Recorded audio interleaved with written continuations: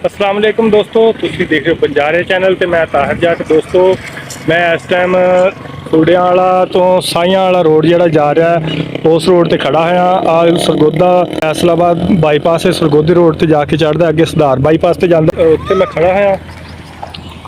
क्या हुआ? आराम से यार, आराम से शान, आराम से। ਤੇ ਇਸ ਚੌਕ ਦੇ ਵਿੱਚ ਦੋਸਤੋ ਇੱਕ ਐਕਸੀਡੈਂਟ ਹੋਇਆ ਸੀ ਬੜਾ। ਅੱਜ ਤੋਂ ਤਕਰੀਬਨ 1 ਹਫ਼ਤਾ ਪਹਿਲੇ ਐਕਸੀਡੈਂਟ ਹੋਇਆ ਸੀ। ਥੋੜਾ ਜਿਹਾ ਅਵੇਅਰਨੈਸ ਦੇਣੀ ਲੋਕਾਂ ਨੂੰ। ਤੇ ਆ ਜਿਹੜਾ ਚੌਕ ਹੈ ਬੜਾ ਖਤਰਨਾਕ ਜਿਹਾ ਚੌਕ ਹੈ। ਦੇਖੋ ਇਧਰੋਂ ਵੀ ਰੋਡ ਆ ਰਿਹਾ, ਇਸ ਸਾਈਡ ਤੋਂ ਵੀ ਆ ਰਹੇ ਤੇ ਇਸ ਸਾਈਡ ਤੋਂ ਵੀ ਰੋਡ ਆ ਰਿਹਾ। ਤੁਸੀਂ ਦੇਖ ਰਹੇ ਹੋ ਗੱਡੀ ਗੁਜ਼ਰ ਰਹੀ ਹੈ। ਇਹ ਰੋਡ ਜਿਹੜਾ ਨਾ ਜਾਣ ਵਾਲਾ ਰੋਡ ਹੈ ਤੇ ਇੱਧਰਲਾ ਆਉਣ ਵਾਲਾ ਰੋਡ ਹੈ।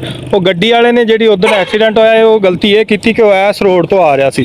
ਸਭ ਤੋਂ ਵੱਡੀ ਗਲਤੀ ਜਿਹੜੀ ਸੀ ਉਹ ਉਲਟੇ ਹੱਥ ਆ ਰਿਹਾ ਸੀ। ਇਹ ਰੋਡ ਹਾਲਾਂਕਿ ਇੱਧਰ ਜਾਣ ਵਾਲਾ ਲੈਫਟ ਸਾਈਡ ਤੋਂ ਜਾਈਦਾ ਤੇ ਰਾਈਟ ਸਾਈਡ ਤੋਂ ਆਈਦਾ, ਇਸ ਰੋਡ ਦੇ ਉੱਤੇ ਆ ਰਿਹਾ ਸੀ ਤੇ ਗੱਡੀ ਦੀ ਸਪੀਡ ਵੀ ਬਹੁਤ ਤੇਜ਼ ਸੀ। ਫਿਰ ਅੱਗੇ ਦੀਵਾਰ ਸੀ ਤੇ ਇਸ ਸਾਈਡ ਤੋਂ ਟਰੱਕ ਆ ਰਿਹਾ ਸੀ। ਟਰੱਕ ਦੇ ਵਿੱਚ ਆ ਕੇ ਤੇ ਇੱਥੇ ਲੱਗੀ, ਉਹ ਜਿਉਂ ਹੀ ਇੱਥੇ ਵਿੱਚ ਵੱਜੀ ਉਸੇ ਟਾਈਮ ਆ ਗਿਆ ਟਰੱਕ ਦੇ ਨਾਲ ਘਸੀਟ ਹੋਈ ਇਹਦੇ ਉੱਤੇ ਆਈ। ਤੁਸੀਂ ਵੇਖੀ ਹੋਣੀ ਵੀਡੀਓ ਤੇ ਉਹ ਸਾਹਮਣੇ ਕੈਮਰੇ ਲੱਗੇ ਸੀ ਜਿਹੜਿਆਂ ਦੀ ਵੀਡੀਓ ਸੀ ਉਹ ਤੁਸੀਂ ਦੇਖੀ ਹੋਣੀ।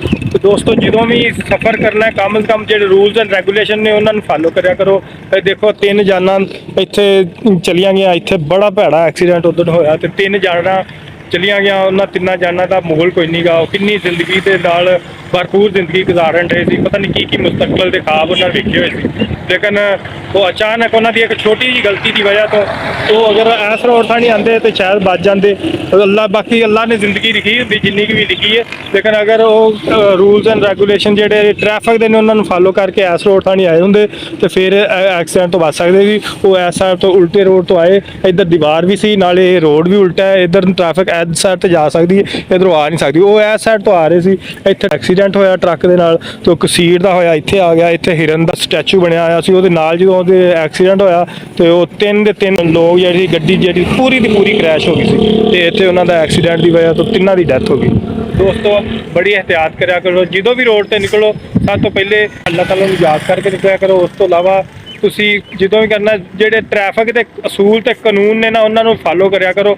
ਸਭ ਤੋਂ ਵੱਡੀ ਗੱਲ ਹੈ ਜਦੋਂ ਅਸੀਂ ਇਹਨਾਂ ਚੀਜ਼ਾਂ ਨੂੰ ਫਾਲੋ ਨਹੀਂ ਕਰਦੇ ਉਦੋਂ ਜ਼ਿਆਦਾ ਨੁਕਸਾਨ ਸਾਡਾ ਹੀ ਹੁੰਦਾ। ਤੇ ਕੋਸ਼ਿਸ਼ ਕਰਿਆ ਕਰੋ ਜਦੋਂ ਵੀ ਘਰੋਂ ਨਿਕਲਦੇ ਹੋ ਨਾ ਤੇ ਸੋਚਿਆ ਕਰੋ ਘਰ ਦੇ ਲੋਕ ਕਿੰਨੇ ਖਾਨਦਾਨ ਤੁਹਾਡੇ ਤੇ ਮੁਨਹਸਰ ਨੇ, ਕਿੰਨੇ ਲੋਕ ਨੇ ਜਿਹੜੇ ਕਿ ਤੁਹਾਨੂੰ ਜ਼ਿੰਦਾ ਦੇਖਣਾ ਚਾਹੀਦੇ, ਤੁਹਾਡੀ ਵਜ੍ਹਾ ਤੋਂ ਜੀਂਦੇ ਨੇ ਜਾਂ ਤੁਹਾਡੀ ਵਜ੍ਹਾ ਤੋਂ ਜ਼ਿੰਦਗੀ ਗੁਜ਼ਾਰ ਰਹੇ ਨੇ। ਦੋਸਤੋ ਅਜ਼ਾਨ ਸ਼ੁਰੂ ਹੋ ਗਈ ਹੈ ਤੇ ਨਾਲ ਹੀ ਇਜਾਜ਼ਤ ਦਿਓ। ਨੈਕਸਟ ਵੀਡੀਓ ਫਿਰ ਇਨਸ਼ਾਅੱਲਾ ਮਿਲਾਂਗੇ। ਅੱਲਾਹ ਹਾਫਿਜ਼। ਚਲੋ ਸੁਫਿਆਨ।